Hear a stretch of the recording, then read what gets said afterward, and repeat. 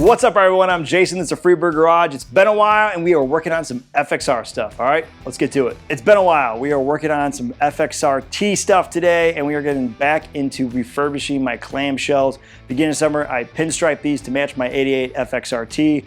Weather's starting to cool off, so I need to get the inside of this clamshell painted so I can actually finish the whole bag assembly. So I'll show you guys what I got so far.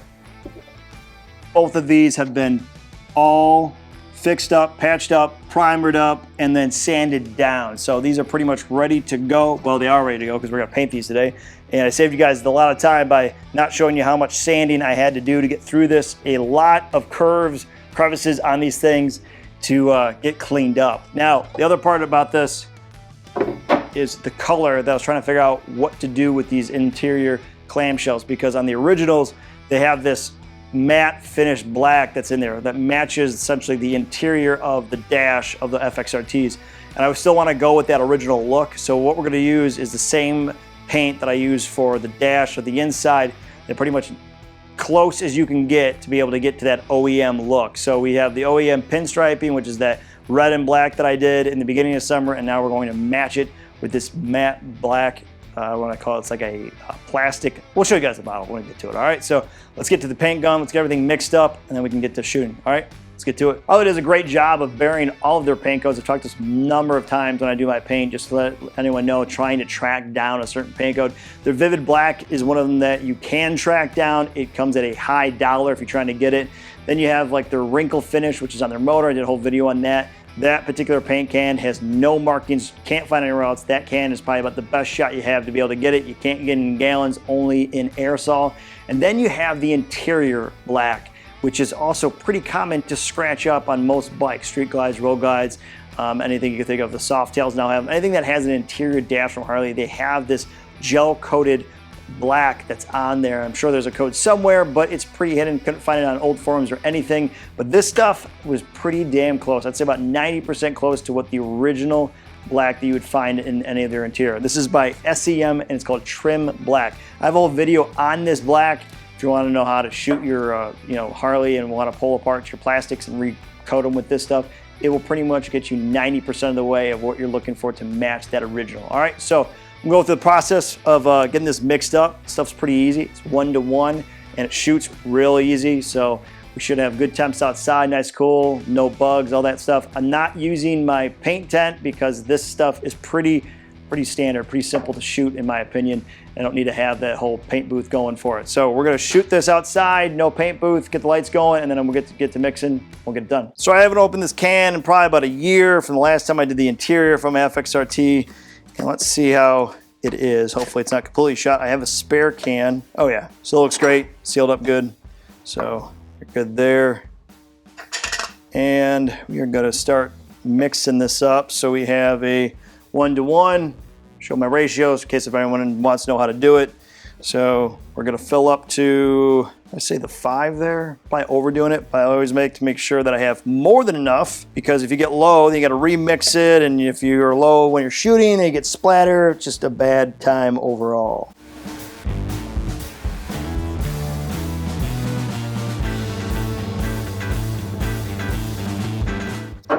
Okay, we are at now a little over 6. Then we're gonna grab our reducer. I use a stuff called Perfect Coat, talked about 100 times in other videos. Pretty much my local paint guy that sells it, other than PPG, and it comes at pretty much half the price. It works out pretty well.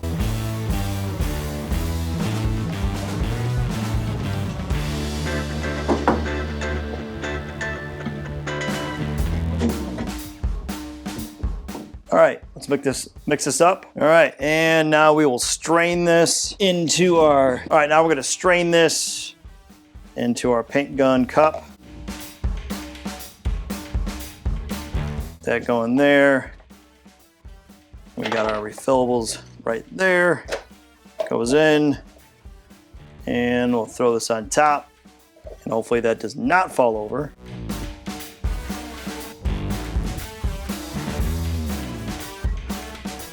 Last drops, get our cap filtration system there, locked it down.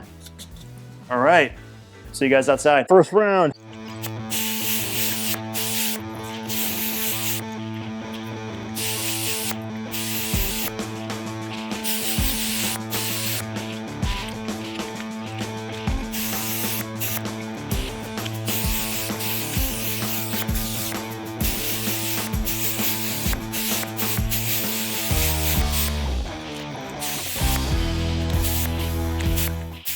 Round 2 now, and we just did a light coat, and we're gonna hit it now a little bit heavier.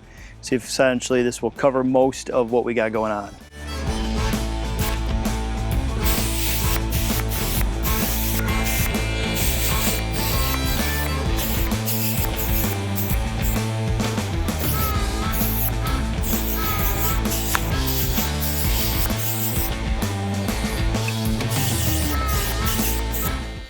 All right, I thought that last round was gonna cover it, but it's still not fully covered. So we're gonna hit this again for the third. We're probably around 4 or 5 coats before we get these all fully covered.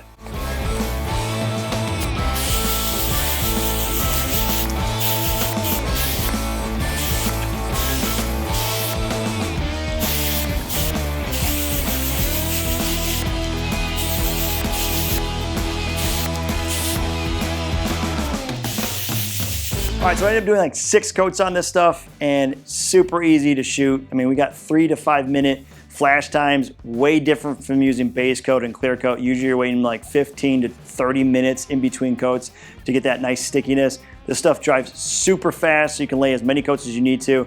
And I was trying to bury some areas and some tight areas on here that just didn't want to be hit the first time after we were going back and forth, back and forth. I ended up switching my fan on my paint so that I can get into the spot. So it's kind of a pain in the ass, but we got it all covered. Super stoked. This is what we're working with. Bam! Black factory OEM is back to original. I'm stoked. It's the main color that I wanted, so it offsets that black gloss that I have on the bags. And if there's anything that goes wrong with this, I can always just reshoot it. Super simple to hit it with this stuff.